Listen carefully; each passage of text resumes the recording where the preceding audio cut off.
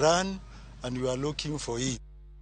Jodak ma Kabor igeme kar chung'od bura mar Rangwe ne obago ng'anyo mamuol ka gikwedo kaka ne opoge moko kuom gwenge makono kalore gi notis mane ochapi e oboke mar piny owacho gi migawo mar arita kwe ma pachoka.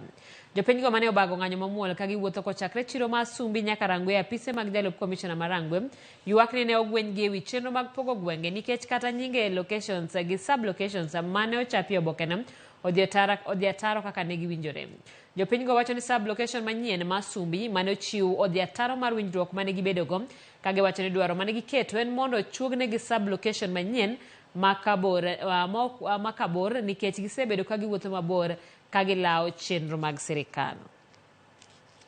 Sub locations and one kaka jo Kabor ok gi Kajulu ok wayie kaka nyocha nyingo wuok mar Sumbi township sub location.